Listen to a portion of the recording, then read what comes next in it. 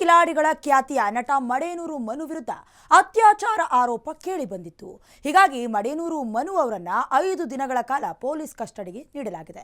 May 27ರವರೆಗೂ police ಕಸ್ಟಡಿಗೆ ನೀಡಿ court ಆದೇಶವನ್ನ ಹೊರಡಿಸಿರೋದು. ನಟ ಮಡೇನೂರು ಮನು ವಿರುದ್ಧ ಅತ್ಯಾಚಾರ ಆರೋಪ ಕೇಳಿ ಬಂದಿತ್ತು. ಈಗ ಮಡೇನೂರು ಮನುಗೆ 5 ದಿನಗಳ ಕಾಲ ಪೊಲೀಸ್ ಕಸ್ಟಡಿಗೆ ನೀಡಲಾಗಿದೆ. ಮೇ 27ರವರೆಗೂ ಪೊಲೀಸ್ ಕಸ್ಟಡಿಗೆ ನೀಡಿ ಕೋರ್ಟ್ ಆದೇಶವನ್ನ ನೀಡಿರೋದು. ಬೆಂಗಳೂರಿನ 6ನೇ ACJM ಕೋರ್ಟ್ನಿಂದ ಆದೇಶವನ್ನ ಹೊರಡಿಸಲಾಗಿರೋದು. ಕಸ್ಟಡಿಗೆ ಪಡ್ಕೊಂಡು ಸ್ಥಳ ಮಹಜರಿಗೆ ಪೊಲೀಸರು ಇವತ್ತು ಕರ್ಕೊಂಡು ಹೋಗಿದ್ರು. ಸ್ಥಳ ಪರಿಶೀಲನೆ ಕೂಡ ನಡೆದಿದೆ. ಇನ್ನು ನಟ ಮಡೇನೂರು ಮನು ವಿರುದ್ಧ ನಿನ್ನೆಯಿಂದಲೂ ಕೂಡ ಅತ್ಯಾಚಾರ ಆರೋಪಕ್ಕೆ ಸಂಬಂಧಪಟ್ಟಂತೆ ಪೊಲೀಸರು ಕೂಡ ಹಾಸನದ ಶಾಂತಿನಗರದ ಮಡೇನೂರು ಅವರ ಸ್ವಂತ ಊರು. ಈ ವಿಚಾರಗಳು ಯಾವಾಗ ಬೆಳಕಿಗೆ ಬಂತು ಆಗ ತಲೆಮರೆಸಿಕೊಂಡಿದ್ರು ಅಂತ ಕೂಡ ಹೇಳಲಾಗ್ತಾ ಇತ್ತು. ಹಾಗಾಗಿ ಘಟನಾ ಸ್ಥಳಕ್ಕೆ ಪೊಲೀಸರು ಹೋಗ್ತಾರೆ, ಆತನನ್ನು ಅರೆಸ್ಟ್ ಮಾಡಿಕೊಂಡು ಬರ್ತಾರೆ. ಅದಾದ ಮೇಲೆ ಮೆಡಿಕಲ್ ಚೆಕಪ್ ಆಗುತ್ತೆ. ಸ್ಟ್ರಾಂಗೆಸ್ಟ್ ಎವಿಡೆನ್ಸ್ ಅಂತ ಹೇಳಿದ್ರೆ ಆಡಿಯೋ, ವಿಡಿಯೋ, ಕೆಲವೊಂದಷ್ಟು ಮೆಸೇಜ್ಗಳನ್ನು ಕೂಡ ಪರಿಶೀಲನೆಯನ್ನು ನಡೆಸ್ತಾರೆ. ಅದಾದಮೇಲೆ ಸಂತ್ರಸ್ತೆಯು ಕೂಡ ಹೇಳಿಕೆಗಳನ್ನು ನೀಡ್ತಾರೆ. ಬೇಕು ಅಂತಾನೆ ಮಾಡಿಸಿರೋದು. ಹಾಗಾಗಿ ಇವತ್ತಿನ ದಿನ ಸಿನಿಮಾ ಕೂಡ ರಿಲೀಸ್ ಆಗಬೇಕಾಗಿರುತ್ತೆ. ಹಾಗಾಗಿ ಇಷ್ಟೆಲ್ಲ ತಕರಾರುಗಳನ್ನು ಮಾಡಿರೋದು ಅಂತ ಕೂಡ ನಿನ್ನೆ ಲೈವಿಗೆ ಬಂದು ಮನು ಅವರು ಕೂಡ ರಿಯಾಕ್ಟ್ ಮಾಡಿರ್ತಾರೆ. ಇವತ್ತು ಆದಂತಹ ಮೇಜರ್ ಡೆವಲಪ್ಮೆಂಟ್ ಏನಪ್ಪಾ ಅಂತ ಹೇಳಿದ್ರೆ 5 ದಿನಗಳ ಕಾಲ ಅಂದರೆ ಮೇ 27ನೇ ತಾರೀಕುವರೆಗೂ ಪೊಲೀಸ್ ಕಸ್ಟಡಿಯಲ್ಲಿ ಇರಿಸಲಾಗುತ್ತೆ. ಕೆಲವೊಂದಷ್ಟು ವಿಚಾರಣೆ ನಡೆಯುತ್ತೆ. ಇವತ್ತು ಕಸ್ಟಡಿಗೆ ಪಡ್ಕೊಂಡು ಮುಖ್ಯವಾಗಿ ನಾಗರಬಾವಿ ಈ ಸ್ಥಳದಲ್ಲಿ ಮಹಜರನ್ನ ಕೂಡ ಮಾಡಿದ್ರು ಪೊಲೀಸರು. ಅಂದರೆ ಆ ಸ್ಥಳದಲ್ಲಿ ಕುರಿತಂತೆ ಅವರು ಮನೆಯನ್ನು ಮಾಡ್ಕೊಂಡಿದ್ರು ಅಥವಾ ಬಾಡಿಗೆ ಮನೆಯಲ್ಲಿ ಇರಿಸಿದ್ರು ಅನ್ನುವಂಥ ಸ್ಟೇಟ್ಮೆಂಟು, ಅದಕ್ಕೆ ಸಂಬಂಧಪಟ್ಟಂತೆ ಅವರು ಓಡಾಡಿದ್ದೇನಾದರೂ ಇದೆಯಾ ಅಥವಾ ಬಾಡಿಗೆ ಮನೆಗೆ ಸಂಬಂಧಪಟ್ಟಂತೆ ಕೆಲವೊಂದಷ್ಟು ತನಿಖೆಯನ್ನು ಸ್ಥಳ ಮಹಜರಿನ ಹೆಸರಿನಲ್ಲಿ ಮಾಡಲಾಗಿದೆ. ಅತ್ಯಾಚಾರ ಆರೋಪಿ ಕೇಸ್ಗೆ ಟ್ವಿಸ್ಟ್ ಮೇಲೆ ಟ್ವಿಸ್ಟ್ ಸಿಗ್ತಾ ಇದೆ. ನಿನ್ನೆ ಗಂಭೀರ ಆರೋಪವನ್ನ ಮಾಡಿದ್ದಂತಹ ಸಂತ್ರಸ್ತೆ ಇದೀಗ ಯೂಟರ್ನ್ ಹೊಡೆದಿದ್ದಾರೆ. ಕುಲದಲ್ಲಿ ಕೀಳ್ಯಾವುದೋ ಈ ಸಿನಿಮಾಗೆ ಒಳ್ಳೆಯದಾಗ್ಲಿ ಅಂತ ವಿಶ್ ಮಾಡಿದ್ದಾರೆ.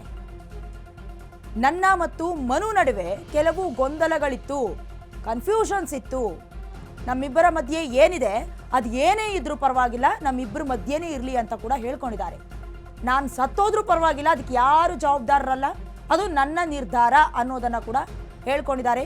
ಇದೆಲ್ಲವನ್ನ ಕೂಡ ವಿಡಿಯೋ ಮೂಲಕ ಸ್ಪಷ್ಟನೆಯನ್ನ ಕೊಟ್ಟಿರೋದು ಸಂತ್ರಸ್ತೆ. ಏನು ಹೇಳಿದ್ದಾರೆ ಒಂದ್ಸರಿ ನೋಡ್ಕೊಂಡ್ ಬರೋಣ. ಅದು ಹಾಯ್, ಎಲ್ರಿಗೂ ನಮಸ್ಕಾರ. ಮಾಡ್ತಾ ಇದ್ದೀನಿ. ನನ್ನ ಮನು ನಡುವೆ ಒಂದಷ್ಟು ಗೊಂದಲಗಳಿತ್ತು. ಸೊ ಹಾಗಾಗಿ ನಾವು ಜಗಳಗಳು ಅದು ಇದು ಎಲ್ಲ ಆಗಿ ನಾನು ಸ್ವಲ್ಪ ಪ್ರೊಡ್ಯೂಸರ್ಗೆ ಮೆಸೇಜ್ ಮಾಡಿದ್ದು ಹೌದು. ಸೊ ಮೆಸೇಜ್ ಮಾಡಿದ್ದು ತಪ್ಪು. ನನ್ನದೇನಿದ್ರು ಅವನ ಮಧ್ಯೆನೇ ಇರಬೇಕಾಗಿತ್ತು. ಸೊ ಸಿನಿಮಾಗೆ ತೊಂದರೆ ಕೊಡೋ ಉದ್ದೇಶದಿಂದ ನಾನು ಆ ಮೆಸೇಜ್ ಮಾಡಿರಲಿಲ್ಲ. ಬಟ್ ಆದರೂ ಅದು ಸಿನಿಮಾಗೆ ತೊಂದರೆ ಆಗ್ತಿದೆ ಅಂತ ನನಗೆ ಗೊತ್ತಾಯಿತು. ಎಲ್ಲ ಕೂತು ಅವರು ಒಬ್ಬರು ಲಾಯರ್ನ ಕರೆಸಿ ನಮಗೆ ನಮ್ಮ ತಪ್ಪುಗಳನ್ನ ಅರಿವು ಮಾಡಿಸಿದ್ರು. ಸೊ ನಾನು ಏನೇ ಅಕಸ್ಮಾತ್ ನಾನು ಸತ್ರೂ ಕೂಡ ಇದಕ್ಕೆ ಯಾರೂ ಕಾರಣ ಅಲ್ಲ.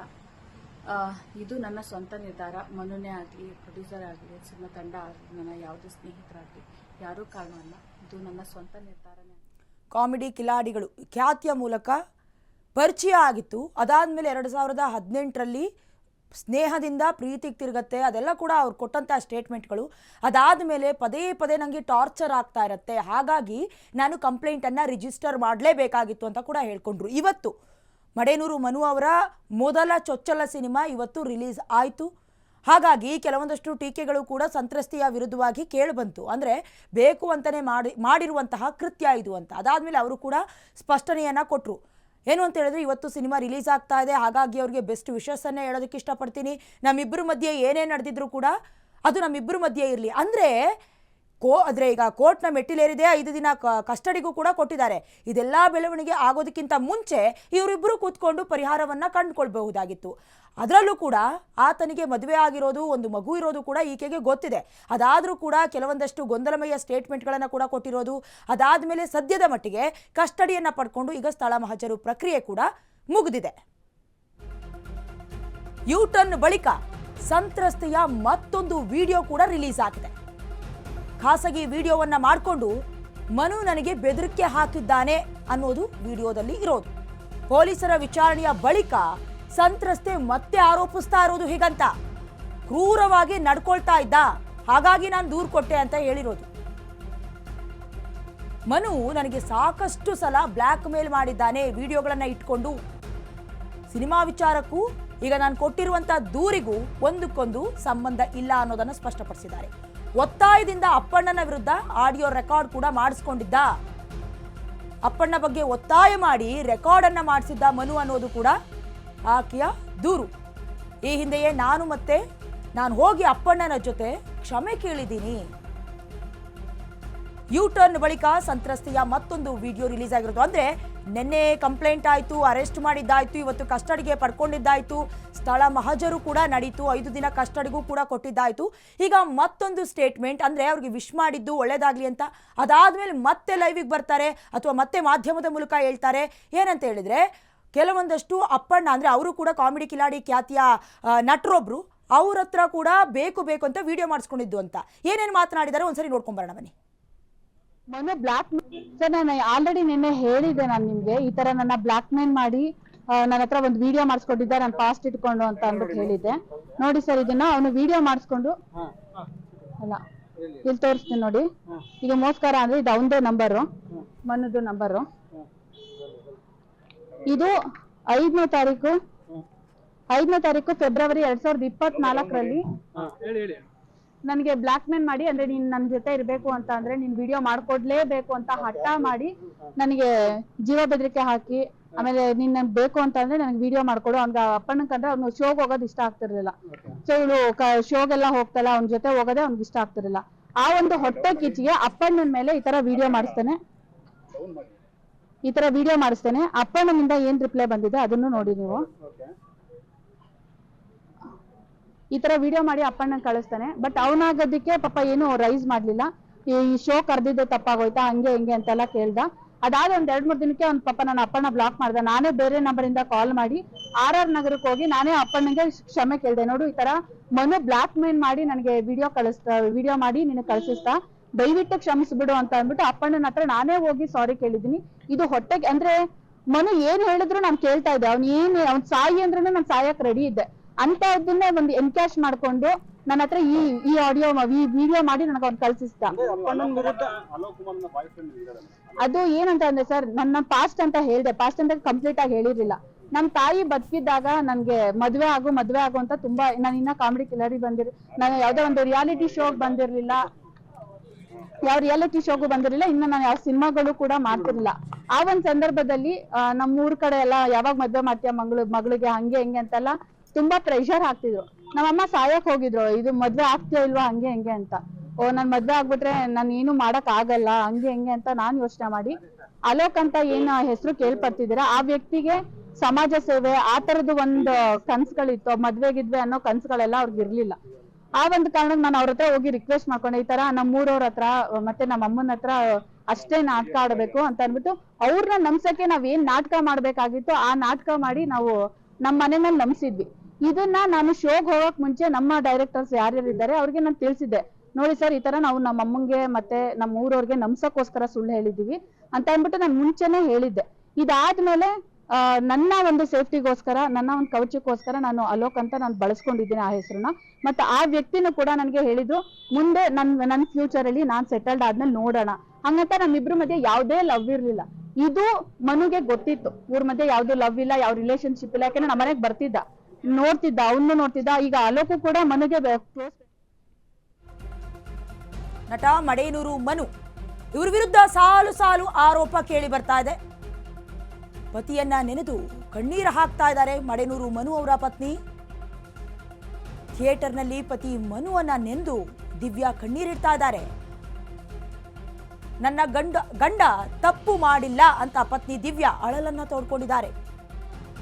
ನಟ ಮಡೇನೂರು ಮನು ವಿರುದ್ಧ ಸಾಲು ಆರೋಪ.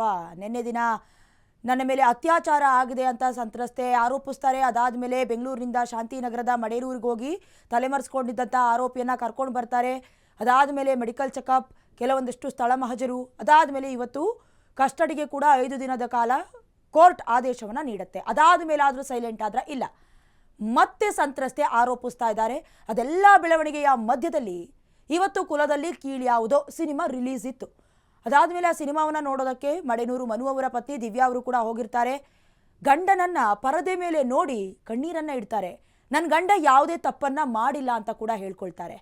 ಅಂದ್ರೆ ಒಂದು ಕಡೆ ಇಷ್ಟು ದಿನಗಳ ಕಾಲ ಸೈಲೆಂಟ್ ಆಗಿದ್ದಂತಹ ಸಂತ್ರಸ್ತೆ ಸಿನಿಮಾ ಇವತ್ತು ರಿಲೀಸ್ ಆಗ್ತಾ ಇದೆ ಅಂತ ಗೊತ್ತಿದ್ರೂ ಕೂಡ ಹಿಂದಿನ ದಿನ ದೂರನ್ನ ನೀಡಿರೋದೇನಿದೆ ಇದು ಹಲವಾರು ಅನುಮಾನಗಳಿಗೆ ಕಾರಣವಾಗ್ತಾ ಇರೋದು. ಇದಕ್ಕೆ ಸಂಬಂಧಪಟ್ಟಂತೆ ನಿನ್ನೆ ಕೂಡ ಲೈವಿಗೆ ಬರ್ತಾರೆ ಮಡೆನೂರು ಮನು.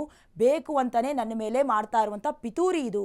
ಇದರ ಹಿಂದೆ ಇಬ್ಬರು ನಾಯಕರಿದ್ದಾರೆ, ಒಬ್ಬರು ಲೇಡಿ ಡಾನ್ ಇದ್ದಾರೆ ಅಂತ ಕೂಡ ಆರೋಪಿಸ್ತಾರೆ. ಸಮಯ ಬಂದ ಮೇಲೆ ಎಲ್ಲರ ಹೆಸರನ್ನ ಕೂಡ ನಾನು ಬಹಿರಂಗ ಮಾಡ್ತೀನಿ ಅಂತ ಕೂಡ ಹೇಳ್ತಾರೆ.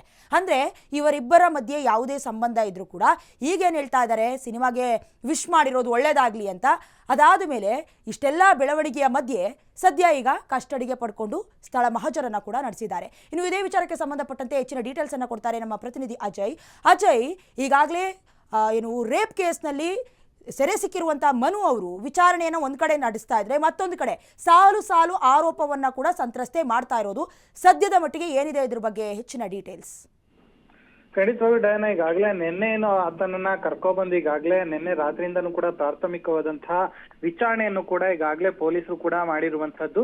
ಇನ್ನು ಆತನ ಮೊಬೈಲ್ ನಲ್ಲಿ ಯಾವುದೇ ರೀತಿಯಾದಂತಹ ಒಂದು ರೀತಿ ಮೊಬೈಲ್ ಅಲ್ಲಿ ವಿಡಿಯೋಸ್ ಆಗಿರ್ಬೋದು, ಖಾಸಗಿ ವಿಡಿಯೋಸ್ ಆಗಿರ್ಬೋದು, ಖಾಸಗಿ ಫೋಟೋಸ್ ಆಗಿರ್ಬೋದು, ಯಾವುದು ಕೂಡ ಸದ್ಯಕ್ಕೆ ಲಭ್ಯವಾಗಿಲ್ಲ. ಸೊ ಹೀಗಾಗಿ ಆತನ ಮೊಬೈಲ್ ಅನ್ನು ಕೂಡ ಈಗಾಗಲೇ ಪೊಲೀಸರು ವಶಕ್ಕೆ ಪಡ್ಕೊಂಡು ಈಗಾಗಲೇ FSL ಗೂ ಕಳಿಸೋದಕ್ಕೂ ಕೂಡ ಸಿದ್ಧತೆಯನ್ನ ಮಾಡಿರುವಂತದ್ದು. ಇನ್ನು ಬೆಳಗಿನ 11 ರಿಂದ 12 ಗಂಟೆ ಸುಮಾರಿಗೆ ಅಷ್ಟೇ ಹೀಗಾಗಿ ಆತನನ್ನ ಮಾಜರ್ ಕೂಡ ಮಾಡೋದಕ್ಕೆ ನಾಗರಬಾವಿ ಬಳಿ ಕೂಡ ಈಗಾಗಲೇ ಕರ್ಕೊಂಡೋಗಿರುವಂತದ್ದು. ಆ ನಂತರ ಅಲ್ಲೂ ಕೂಡ ಕೆಲವೊಂದು ಕಡೆಗಳಲ್ಲಿ ಅಂದ್ರೆ ಆಕೆ ಒಂದು ಆರೋಪವನ್ನ ಮಾಡಿದ್ಲು, ನನಗೆ ಒಂದು ಬಾಡಿಗೆ ಮನೆಯನ್ನ ಮಾಡಿಸಿ ಅಲ್ಲಿ ಇರ್ಸಿದ್ದ ಈತನನ್ನ ಅಂತ ಹೇಳಿ. ಸೊ ಹೀಗಾಗಿ ಆತನನ್ನು ಕೂಡ ಕರ್ಕೊಂಡೋಗಿ ಈಗಾಗಲೇ ಅಲ್ಲೂ ಕೂಡ ಮಾಜರ್ ಮಾಡಿಸಿ ಆ ನಂತರ ಅಲ್ಲಿಂದ ಮೆಡಿಕಲ್ ಅನ್ನು ಮುಗಿಸಿ ಈಗಾಗಲೇ ಕೋರ್ಟ್ಗೂ ಕೂಡ ಹಾಜರನ್ನ ಪಡಿಸಿರುವಂತದ್ದು. ಕೋರ್ಟ್ ಕೂಡ ಈಗಾಗಲೇ 5 ದಿನ ಕಸ್ಟಡಿಗೆ ಕೂಡ ಆತನನ್ನ ಕೊಟ್ಟು ಈಗಾಗಲೇ ಆದೇಶವನ್ನ ಮಾಡಿರುವಂತದ್ದು. 5 ದಿನಗಳ ಕಾಲ ಈಗಾಗಲೇ ಪೊಲೀಸ್ ಕಸ್ಟಡಿಯಲ್ಲಿರುವಂತಹ ಮನು ಏನಿದ್ದಾರೆ ಅವರ ಬಳಿಯಲ್ಲೂ ಕೂಡ ಸಾಕಷ್ಟು ವಿಚಾರಗಳನ್ನ ಈಗಾಗಲೇ ಪೊಲೀಸು ತೆಗ್ಸ್ಬೇಕಾಗಿದೆ. ಯಾಕಂತಂದ್ರೆ ಆಕೆ ಮಾಡಿರುವಂತ ಆರೋಪಗಳೆಲ್ಲವೂ ಕೂಡ ನಿಜಾನ ಸುಳ್ಳ ಅನ್ನೋದ್ರ ಬಗ್ಗೆ ತನಿಖೆನೆ ಹೇಳ್ಬೇಕಾಗತ್ತೆ. ಸೊ ಹೀಗಾಗಿ ಆತನಿಗೆ ಕೂಡ ತನಿಖೆ 5 ದಿನಗಳು ಕೂಡ ಈಗಾಗಲೇ ಸಾಗತ್ತೆ ಅಂತಾನು ಹೇಳ್ಬೋದು. ಇನ್ನು ಆಕೆಗೂ ಕೂಡ ಇವತ್ತು ನೋಟಿಸ್ ಕೊಟ್ಟು ಆಕೆನೂ ಕೂಡ ಪೊಲೀಸ್ ಠಾಣೆಗೂ ಕೂಡ ಕರೆಸಿದ್ರು. ಆಕೆನೂ ಕೂಡ ಕೆಲವೊಂದು ವಿಚಾರಗಳನ್ನ ಕೂಡ ಹೇಳಿರುವಂತದ್ದು. ಇಲ್ಲ ಇದೆಲ್ಲವೂ ಕೂಡ ನಿಜಾನೇ, ಯಾವುದೇ ರೀತಿಯಾಗಿ ಸುಳ್ಳಲ್ಲ. ಯಾಕಂದ್ರೆ ಆತನನ್ನು ಸಾಕಷ್ಟು ದಿನಗಳಿಂದನೂ ಕೂಡ ಯೂಸ್ ಮಾಡ್ಕೊಂಡಿದ್ದು ಅನ್ನೋ ಮಾತನ್ನು ಕೂಡ ಆಕೆ ಹೇಳಿರುವಂತದ್ದು. ಇನ್ನು ತನಿಖೆ ನಡೆದ ನಂತರದಲ್ಲಿ ಮತ್ತೆ ಈ ಒಂದು 5 ದಿನದ ಇನ್ವೆಸ್ಟಿಗೇಷನ್ ಸಾಕಷ್ಟು ಪ್ರಾಮುಖ್ಯತೆಯನ್ನ ವಹಿಸುತ್ತೆ ಅಂತಾನೆ ಹೇಳ್ಬೋದು ಡಯಾನ. ಓಕೆ, ಇವತ್ತು ನಡೆದಂತ ಕೋರ್ಟ್ ವಿಚಾರಣೆಯಲ್ಲಿ ಕೇವಲ ಧನ್ಯವಾದಗಳು ಅಜಯ್ ನಿಮ್ಮೆಲ್ಲ ಡೀಟೇಲ್ಸ್ಗಾಗಿ.